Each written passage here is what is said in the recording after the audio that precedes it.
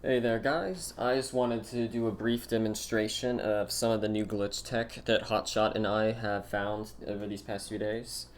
Um, this one, stumbled upon by Hotshot and developed by he and I, is called wired targeting, which is funny if you know Hotshot's screen name.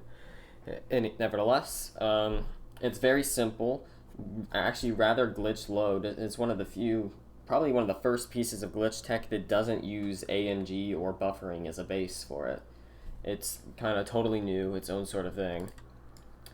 Anyway, so first we just need a little bit of background. Every single selectable object that can have a reticle like this has an ID value, which you can see in this cheat engine screen pulled up on the side here, where I'm currently selected on 153, which 153 being the equipment emporium sign. You can also see here that Kebla is number 8, and the droid is number 34. So yes, all of these are, basic sort of deals.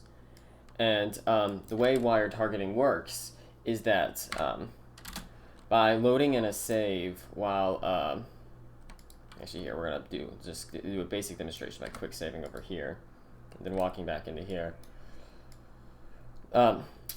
By loading it, whenever you load in a new save, you see that this value here sticks around even while it's loading.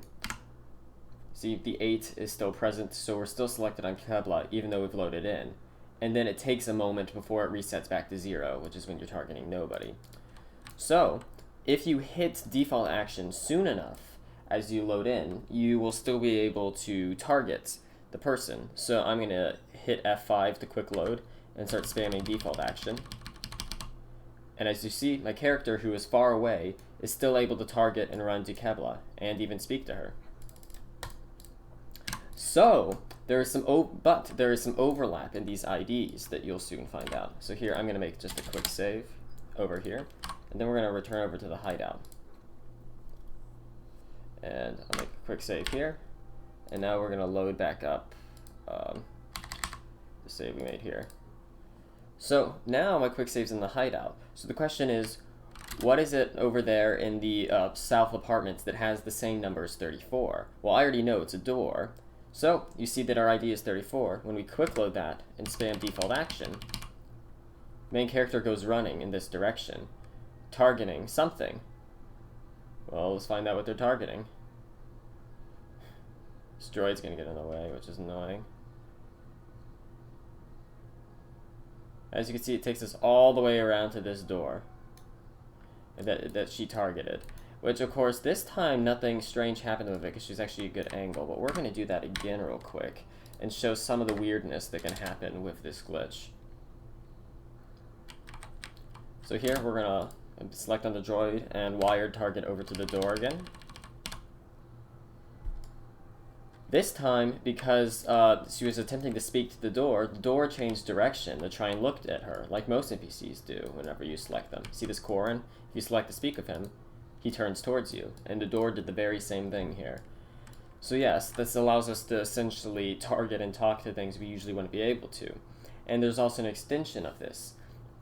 This same glitch also allows us to target and attack things we usually wouldn't be able to by attacking something that has the same ID, as well as just attacking people while they're non-hostile by similar means. So here, we're going to go ahead and do a good example of that, where we're going to load in here. And I happen to know that this Cath Hound that we're targeting right now has the same ID as Darth Bandon on the Endar Spire. So this also works with a hard load. I'm going to just mash default action as we load in. And as you see, Trask attacks Darth Bandon just like this, even though Bandon is not hostile. And you see the combat rounds end, but you can refresh the combat rounds by equipping an item to somebody and see the combat rounds continue. And as they stop again, you can equip something else. I'm going to put the 2 blaster pistols on. And so yeah, it's just, and you can just keep chaining the combat by changing his equipment. And eventually, you can kill them off. And yeah, So this allows us to target people that aren't hostile. You may have already seen the video of Hotshot killing Malik one shot in the second phase using this method, which is a slightly separate glitch, but it uses the same principle. Nevertheless, that is a demonstration of wired targeting and a basic explanation of how it works. You can see right now the value is -1. It's just the unsigned version of -1. That's what the main character is. Trask over here is 352. And usually objects that are spawned in, like body bags of dead characters, party members, mines, and various other things that have spawning conditions will usually be a much higher value and are not consistent. Whereas things that are hard-coded into the module, like Bandit or that Cap Hound that we targeted, they will have very consistent values, which can be used to our advantage. And yes, that is wired targeting. Thanks for watching.